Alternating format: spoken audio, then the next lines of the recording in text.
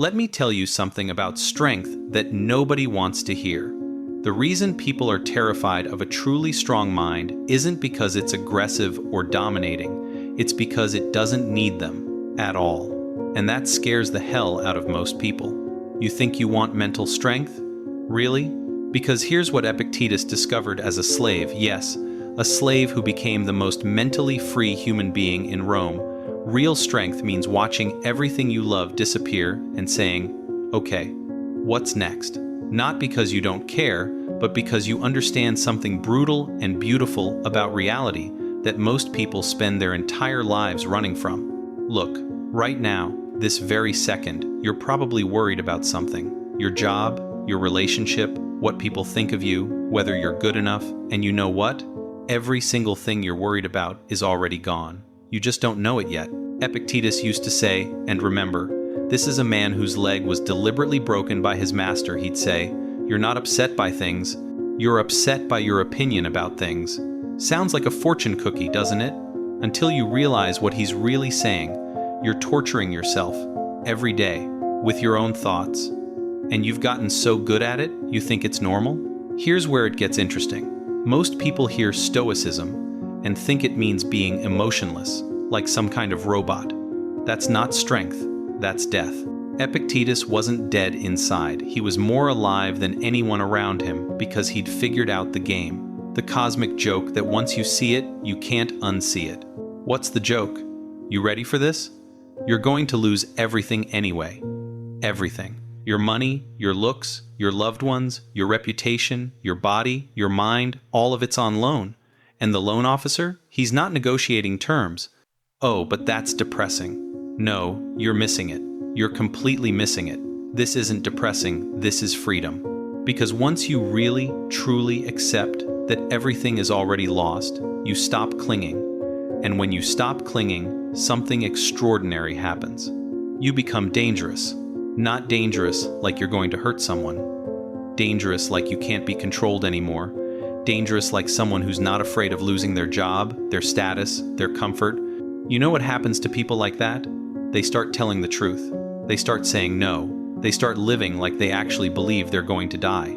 Let me paint you a picture. You're at work. Your boss is screaming at you. Everyone's watching. Your coworkers are cringing, grateful it's not them.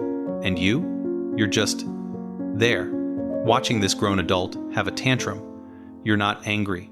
You're not scared. You're almost curious. Because you understand something your boss doesn't. This moment, this humiliation he's trying to inflict, it only exists if you agree to pick it up. This is what Epictetus meant when he said, no one can hurt you without your permission. Your boss can fire you. Sure, he can yell, he can threaten, but hurt you? That's your department. You're the only one with the keys to that particular room. Think about that for a second. Really think about it. Every insult you've ever nursed, every rejection that kept you up at night, every failure that made you feel worthless, you did that. Not them, you. But wait, you're thinking, what about real pain? What about when people actually hurt you? Good question. You know what Epictetus would say? He'd say, you're confusing two completely different things. Someone can damage your body. They can take your possessions. They can even kill you. But suffering? That's optional. That's a service you're providing free of charge. You don't believe me? Let me tell you about two people who get the same diagnosis. Terminal cancer, 6 months to live. One person spends those 6 months raging, bargaining, drowning in self-pity.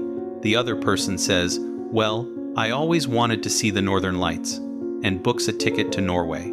Same cancer, same prognosis, completely different experience. Why?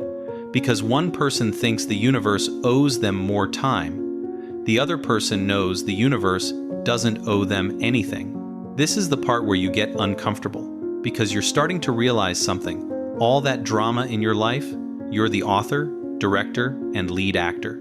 That person who makes you angry, you're choosing anger.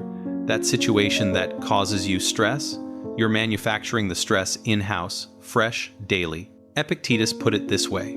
People are disturbed not by things, but by the views they take of things. Death isn't terrible. Your opinion that death is terrible, that's what's terrible. Poverty isn't a disaster. Your belief that you need wealth to be worthwhile, that's the disaster. You want to know why this mindset terrifies people? Because when you truly internalize this, you become impossible to manipulate. Threaten to fire someone who's already accepted they might lose their job? Good luck. Try to shame someone who's decided their worth isn't determined by others' opinions? Waste of time. Attempt to bribe someone who knows that more money won't fill the hole inside? They'll laugh at you. And laughing, that's important, because once you see how absurd it all is, you can't help but laugh. Here we all are, desperately trying to control things we can't control, ignoring the one thing we can control, our responses. It's like watching people try to hold back the ocean with their hands while ignoring the surfboard sitting right next to them. Let's get practical. You wake up tomorrow morning and your car won't start. Option 1, you lose your mind. You curse. You panic about being late. You spiral into thoughts about how this always happens to you, how you can't afford repairs, how life is unfair. Congratulations, you've just volunteered for suffering. Option 2, your car won't start. Fact accepted. Now what? Call a ride. Tell work you'll be late. Deal with it when you can. No drama, no story, just response. Which person would you rather be around? Which person would you rather be? But here's what's really going to bake your noodle. The car not starting might be the best thing that happens to you all week. Maybe you miss the meeting where layoffs are announced. Maybe the delay means you meet someone who changes your life. Maybe it's just a reminder that you can handle inconvenience without falling apart. You don't know. You can't know. So why are you pretending you do? This is what Epictetus understood, that most people don't. We're all walking around pretending we're fortune tellers, predicting disasters that haven't happened, mourning losses we haven't experienced, fighting battles that exist only in our heads, and then we wonder why we're exhausted. You know what's actually exhausting? Trying to control the uncontrollable. You might as well try to manage the weather. No, rain. I specifically requested sunshine. Good luck with that, but that's exactly what you do every day. Someone cuts you off in traffic, and you actually believe your anger will teach them a lesson. Your ex moves on, and you genuinely think your bitterness will somehow affect their happiness. You're shooting arrows at the sky and wondering why they won't stick. Meanwhile, the one thing you can control your mind, your responses, your character that's sitting there like an abandoned gym membership, unused, gathering dust. Let me share something that's going to sound harsh, but needs to be said. Nobody's coming to save you. There's no magical moment where everything clicks and life becomes easy. Your parents can't fix you, they're dealing with their own stuff. Your partner can't complete you, you're not a puzzle, missing pieces. Your therapist can't think your way out of this, that's your job. Epictetus knew this because he lived it. Slave, disabled, no rights, no freedom, no control over his external circumstances. And yet, students would travel hundreds of miles just to hear him speak. Why? Because he'd figured out something that made him more free than the emperor himself. You can chain a man's body, but if he refuses to chain his own mind, he's untouchable. But I'm not as strong as Epictetus. Of course you're not. You know why? Because you've been practicing weakness your whole life.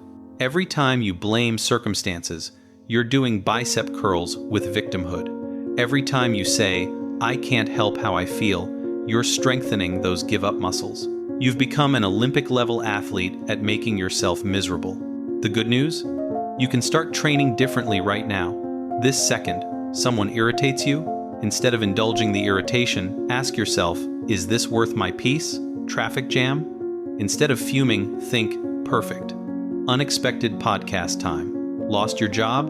Instead of catastrophizing, consider, interesting. I wonder what opportunity this is disguising itself as. This isn't positive thinking. This isn't pretending bad things are good. This is recognizing that your emotional response is a choice, and you've been choosing poorly.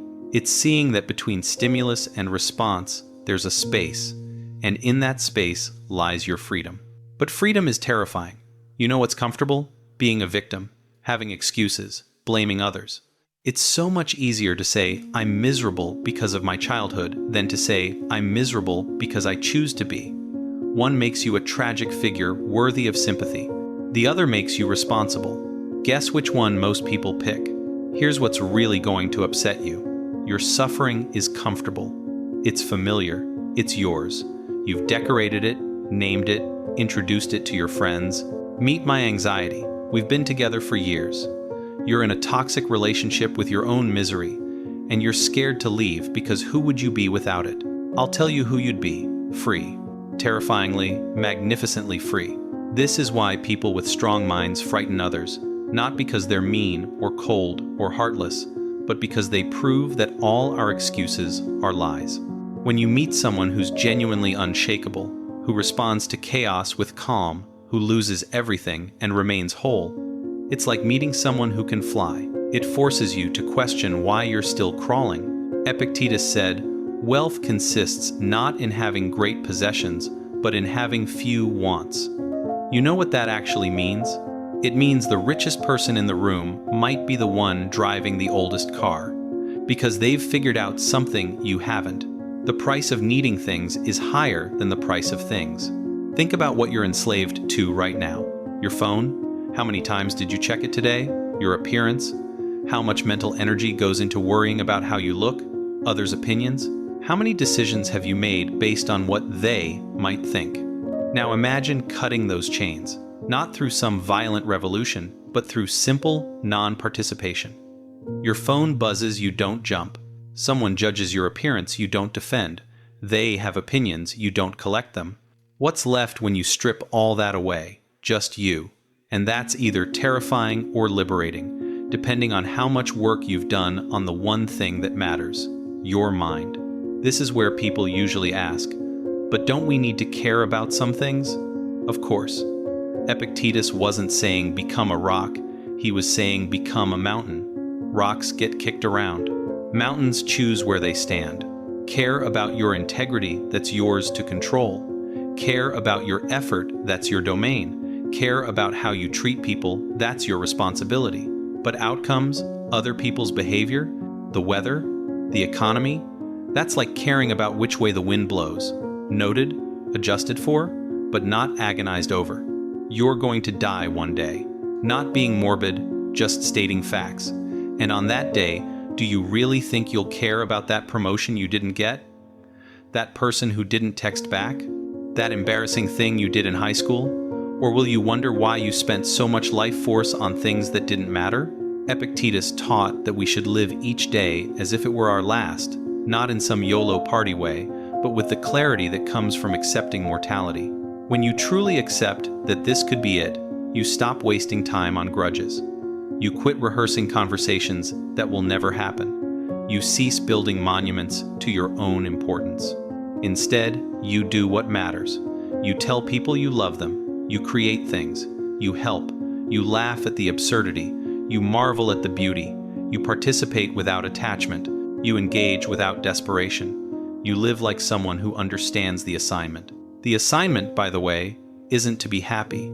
It's to be free. Happiness is just what happens when you stop standing in your own way. But what about injustice? What about real problems? Should we just accept everything? No, and Epictetus never said we should. He said we should see clearly what we can and cannot control, then act accordingly. Can't control the injustice? Control your response. Can't fix the whole system? Fix your piece of it. Can't change others? Be the change yourself. This isn't passivity, it's strategy. It's recognizing that your energy is finite and choosing where to spend it. It's understanding that getting emotionally hijacked by things outside your control doesn't help anyone, least of all you. Think about the last time you worried yourself sick about something. Did the worry help? Did it change the outcome? Or did it just steal your present moment and give you nothing in return? This is what your mind does when it's weak. It time travels. It goes to the past and relitigates settled cases. It journeys to the future and has anxiety about things that haven't happened. Meanwhile, the present, the only place where life actually exists, sits there, abandoned, like a book you keep meaning to read. A strong mind stays here. Now, dealing with what is, not what was or what might be. When the past knocks, it says, "Thanks for the lessons." When the future calls, it says, "See you when you get here." But right now, it's fully engaged with reality as it actually exists. This is why meditation isn't some woo-woo practice for Epictetus. It's basic training. It's learning to notice when your mind wanders off into storyland and gently bringing it back to what's real. Your breath, your body, this moment. Not because these things are magical, but because they're actually happening, unlike the drama in your head. You want to build a mind so strong it terrifies people? Start by terrifying yourself. Sit alone with your thoughts for 20 minutes. No phone. No distractions, just you and the circus in your skull. Watch the show. Notice how your mind ping-pongs between regret and anxiety, rarely landing on now. Observe how it tells you stories, creates problems, magnifies threats. Then ask yourself, who's running this show? Because if it's not you, you've got work to do. The work isn't complicated, it's just not easy. Every time you catch yourself saying, I have to, change it to I choose to. Every time you think this shouldn't be happening, remind yourself this is happening. Every time you believe I need this to be happy, question it. Really question it. Epictetus said, don't explain your philosophy, embody it. This is why theoretical Stoicism is worthless. You can read every book, quote every passage, understand every concept, and still be a mess. Because strength isn't built in the library. It's built in the moment when someone insults you and you choose not to pick up the insult. It's forged when life says no and you say, interesting, what else you got? Most people live their entire lives as reactive chemicals, fizzing and popping based on whatever gets dropped into their beaker. Strong minds flip the script.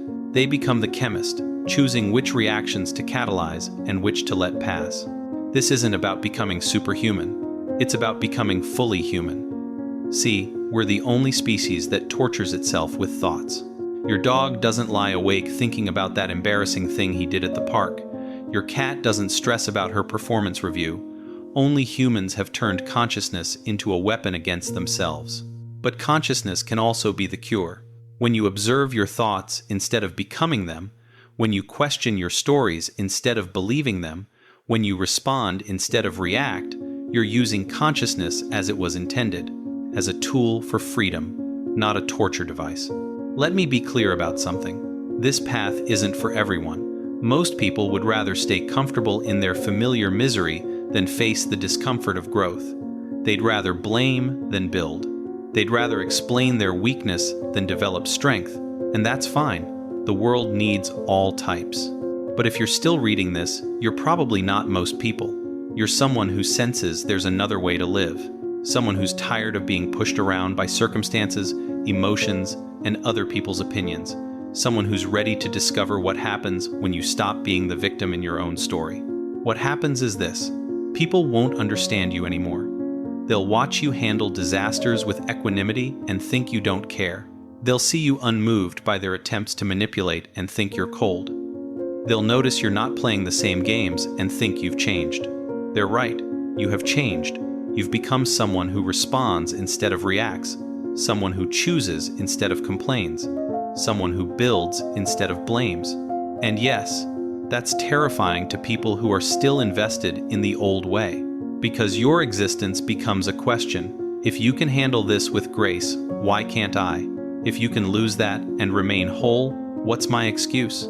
If you can face uncertainty without falling apart, what am I so afraid of? This is the price of strength, loneliness. Not because you push people away, but because you stop participating in the mutual weakness pacts that most relationships are built on. You know, the ones where we take turns complaining, where we enable each other's excuses, where we pretend that life is happening to us instead of for us. But here's the beautiful paradox. When you stop needing people, you're finally free to love them. When you quit trying to control them, you can actually see them. When you release your death grip on relationships, they finally have room to breathe. Epictetus understood something profound.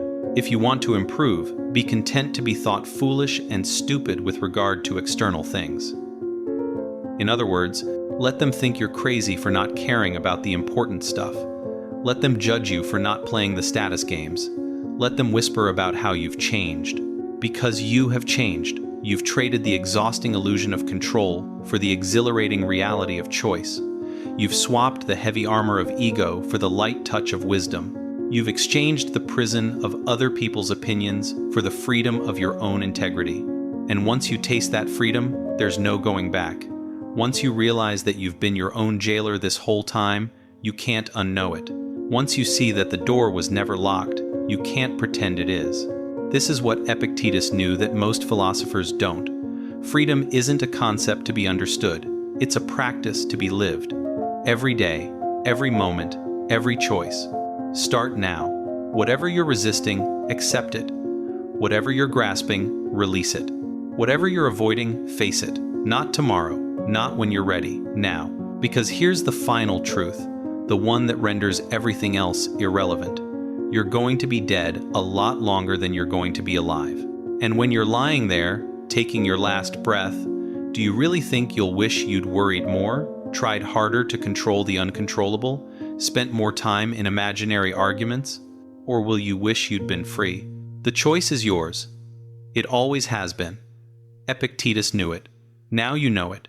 The only question left is, what are you going to do about it? Most people will finish reading this, feel inspired for about 5 minutes, then go back to their regularly scheduled programming of worry, blame, and victimhood. They'll bookmark it, share it, quote it, but they won't live it. Because living it is terrifying. Living it means admitting that your suffering has been largely self-inflicted. Living it means taking responsibility for your responses. Living it means becoming someone who doesn't need the world to be different in order to be at peace. But for the few who dare, for those brave enough to build a mind that doesn't break under pressure, that doesn't crumble at criticism, that doesn't need external validation to know its worth for those people, a different kind of life awaits. Not an easier life, a freer one. As Epictetus himself said, "No man is free who is not master of himself." The question is, are you ready to claim that mastery, or will you keep pretending that someone else holds the keys to your cage? The lock has always been on the inside. Your move,